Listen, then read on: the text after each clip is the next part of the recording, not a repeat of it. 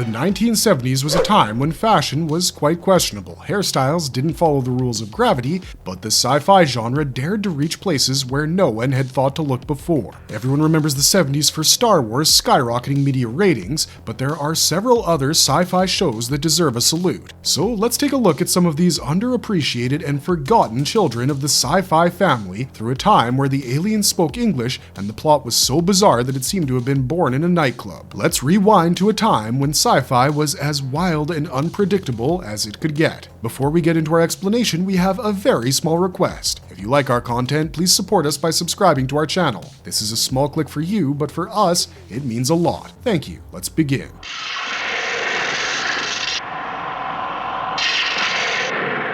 Space, 1999. 1975. Space 1999 was set in the futuristic year of 1999. The residents of Moonbase Alpha faced the minor problem of the moon being blown off the Earth's orbit due to nuclear storage waste gone awry. Led by Commander John, played by Martin Landau, and Dr. Helena Russell, played by Barbara Bain, this lunar crew of unintentional space nomads encounters new planets, aliens, and cosmic phenomenon weekly, proving that space is indeed the place for high stakes and high strangeness. The show is an assortment of existential crises, with themes ranging from the frailty of the human race and isolation to a man's purpose in the universe. Every episode seems to ask, what does it mean to be a human when you're not even on Earth? It's deep, perhaps as deep as the crater that presumably got them into this mess. Some admired the ambitious narrative and special effects, while others found the plot confusing, with a lot of scientific inaccuracies that were kinda hard to forget when you noticed them. Despite the contrasting views, Space 1999 gained a dedicated fan base. If you're the type who enjoys vintage sci-fi, retro future sets, or if you're into stories that scream about human resilience and cosmic mystery, then this is a binge for you. The show is a testament to a time when sci-fi could be both grandiose and grounded, a rare balance of ambitious effects and intimate storytelling.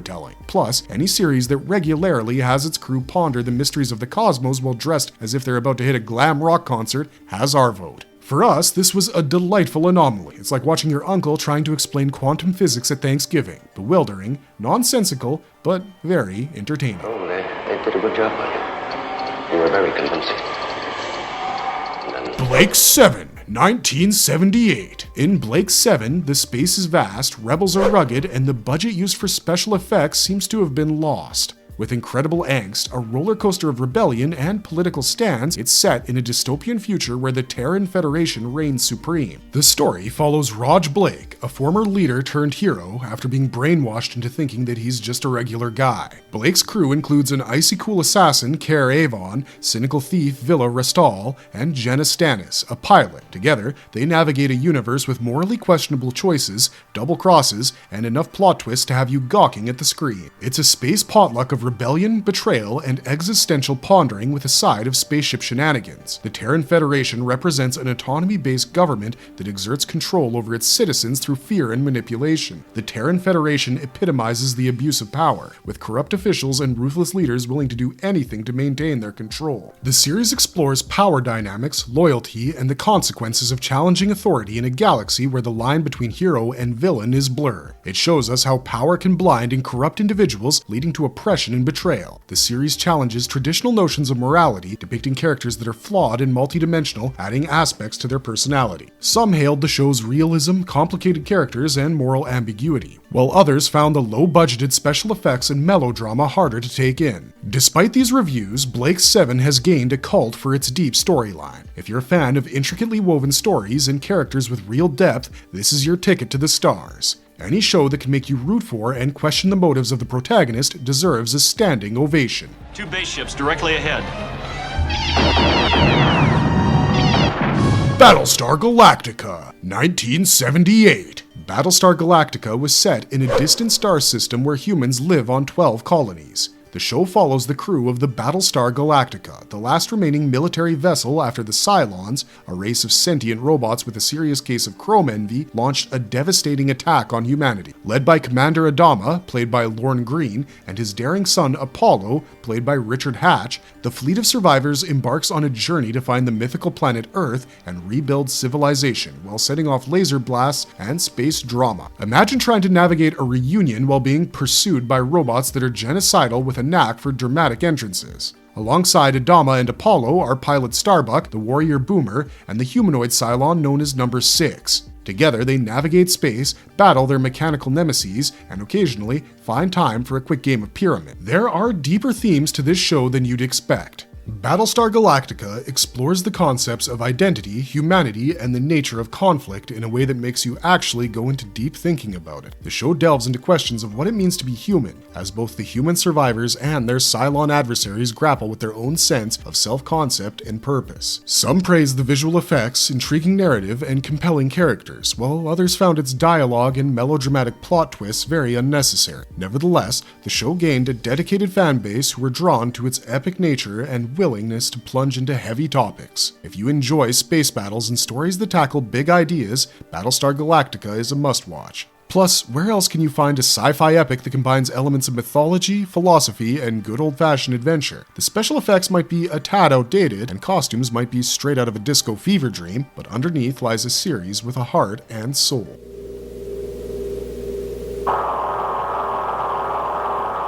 The Starlost. 1973. The Starlost was a show that soared into the hearts of die-hard sci-fi fans and then promptly crash-landed into obscurity. This show embarks on a journey aboard the Earth ship Ark, a colossal spaceship carrying the last remains of humanity through the stars. The plot is as vast as the vessel. The Ark, lost in space after a navigation malfunction, now threatens the survival of its inhabitants, who live in isolated biospheres unaware of the larger world or spaceship around them. Devin is our intrepid and curly-haired protagonist, played by Keir Dullea. Yes, the 2001 Space Odyssey guy. Devin is a resident of Cypress Corners, a society resembling a Protestant community, but he discovers the truth about his world and sets off with his companions Rachel and Garth to save the ship and its societies. The Starlost grapples with themes of isolation, the quest for knowledge, and environmental stewardship. Each biosphere on the Ark represents a sample of Earth's diverse cultures and ecosystems, isolated yet interconnected, posing questions about sustainability and coexistence. The show explores the dangers of technological dependence and the consequences of playing God, showcasing how humans are always working to create or destroy something. The show is critiqued for everything from its acting and pace to special effects. Yet, despite its flaws, or perhaps because of them, The Starlost has garnered a fan base following, appreciated for its bold vision and humor. The show is a prominent case study in what happens when big ideas meet limited resources, and yet there's a peculiar charm in its earnestness. Plus, it's educational. Future sci-fi writers can learn exactly what not to do. Its ambition is as commendable as its execution is regrettable. Its heart was in the right place, even if the budget wasn't. Watching The Starlost is a messy, bewildering, and surprisingly delightful experience. So, if you're in the mood for a sci-fi adventure that's so bad it's good, give The Starlost a chance. Just keep your expectations comfortably low, somewhere between a B movie and a high school play. Autograph activated. Quark, 1977 to 78. Quark is an interstellar sitcom that takes us on a wild ride aboard the United Galaxy's sanitation patrol cruiser, commanded by Adam Quark, played by Richard Benjamin. Quark's crew includes the deadpan and sarcastic Betty One, the shape-shifting android Ficus, and the dim-witted Gene, among others. Together, they navigate space while encountering bizarre aliens and malfunctioning gadgets. While it might seem like a lighthearted romp through space, the show subtly explores themes of bureaucracy, conformity, and the absurdity of authority. As members of a sanitation crew are tasked with the job of cleaning up cosmic debris, Quark and his crew often find themselves at odds with the rigid rules and regulations of the United Galaxies. Some appreciated its offbeat humor, clever writing, and playful approach to sci-fi tropes, while others found its humor too quirky and its plots too much for mainstream appeal. If you enjoy space comedies, this might be it for you. The show has a combination of intergalactic escapades with deadpan humor and a shape-shifting alien who's also a poet. It's funnier than it sounds, trust us. Richard Benjamin's portrayal of the hapless yet endearing Adam Quark is a joy to watch, and the supporting cast brings a comedic charm to every episode.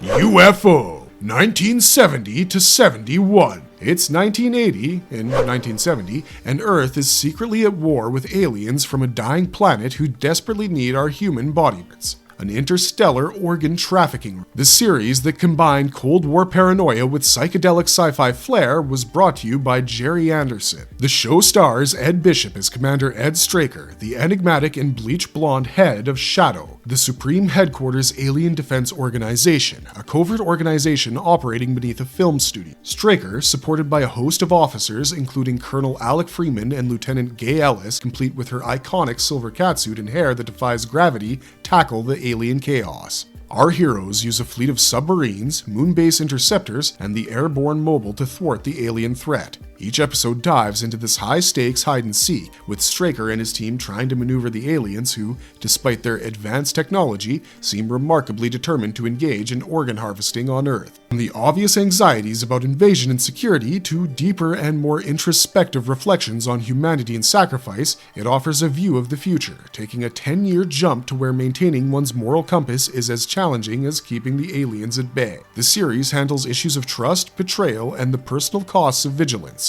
The characters frequently grapple with decisions that affect not just their loved ones, but the fate of Earth itself. The show was praised for its innovative special effects, stylish sets, and compelling storylines, while others found it a tad too quirky with its then futuristic depictions of the year 1980, with a mix of spot-on predictions like video phones and complete misses like the notion that we'd all be driving gull-winged cars. The show has existential drama wrapped in a futuristic show, ambitious moves, and occasional awkwardness, but it's always entertaining. There's something inherently fun about seeing how past generations envision the future, especially when they get it spectacularly, endearingly wrong. It's more than just a show. It's a bridge between the space adventures of the 60s and the more serious explorations of the late 70s and beyond. Whether you're watching it for the complex characters and their moral dilemmas, or just for the nostalgia trip complete with mind-boggling hairstyles and costumes, UFO remains remarkable. I'm from the future, remember?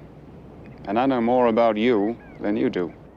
The Fantastic Journey, 1977. The Fantastic Journey was a short-lived series that took viewers on a wild ride through time and alternate dimensions, following a group of travelers stranded in the Bermuda Triangle after their yacht gets caught in a mysterious green cloud. It was led by the intrepid Varian, played by Jared Martin, the band of castaways including the scientist Dr. Fred Walters, Liana with her telepathic powers, and the android simply named Evie. Together, they embark on a journey to find their way home, encountering strange civilizations, time loops, and more retro special effects. The series explores themes of discovery and the unknown. Each episode is an adventure, with the travelers encountering new worlds, bizarre creatures, and questionable morals. The show also delves into the complexities of human nature and relationships, as the characters must navigate their differences and work together to survive in a world that defies logic and reasoning. The Fantastic Journey received mixed reviews, with some applauding its imaginative plot and adventurous spirit, while others criticized its inconsistent writing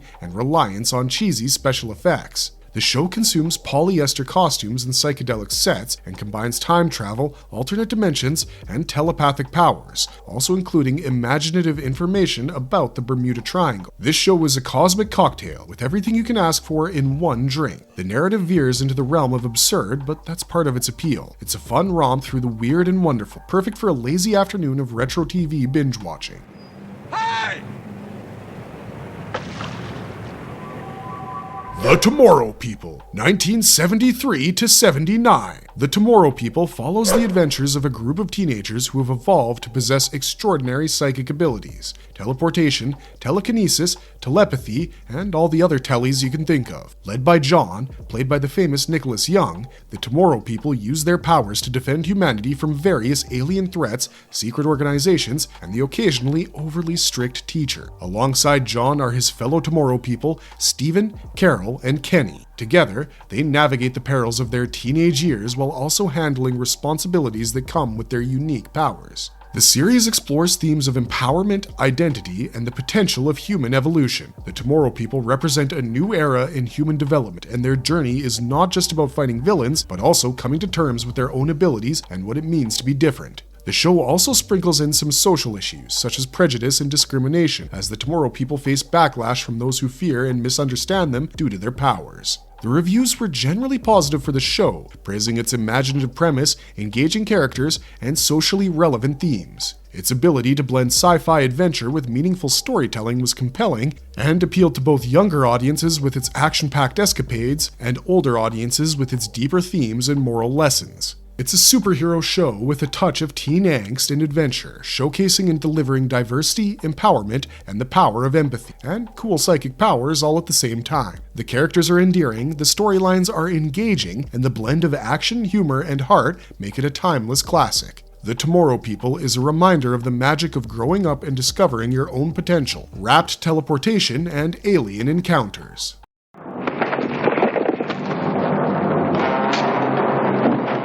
Return to the Planet of the Apes, 1975. Return to the Planet of the Apes is a post-apocalyptic jungle where humans are second-class citizens, apes rule the roost, and the fashion choices are positively bananas. This animated series, a spin-off of the iconic Planet of the Apes franchise, follows a group of astronauts who crash land on a mysterious planet dominated by intelligent apes and ruled by the law of the jungle, quite literally. Our human heroes include astronaut Bill Hudson, Judy Franklin, and Jeff Allen. They find themselves embroiled in a struggle for survival against the simian society led by the General Urko, Dr. Zaius, and Cornelius and Zira, who have a soft spot for human curiosity and a knack for stirring up trouble. They navigate a world where humans are seen as little more than primitive pests, uncovering secrets about the planet's past and the true origins of its inhabitants. The series explores themes of power, prejudice, and the cyclical nature of history. The conflict between humans and apes mirrors real-world struggles for dominance and equality, with the show delving into issues of oppression, resistance, and the consequences of unchecked ambition. The show was praised for its faithful adaptation of the source material, engaging storylines, and vibrant animation, while others found its tone and pacing a bit boring. The show brings us a variety of animated antics, simian politics, and a futuristic approach to talking apes and time-traveling astronauts. The series captures the essence of the Planet of the Apes franchise while adding its own unique spin, making it a delightful watch for both fans of the original films and newcomers to the ape-filled world. Logan and Jessica, we've been expecting you. I'm Joanna, and this is the Protector.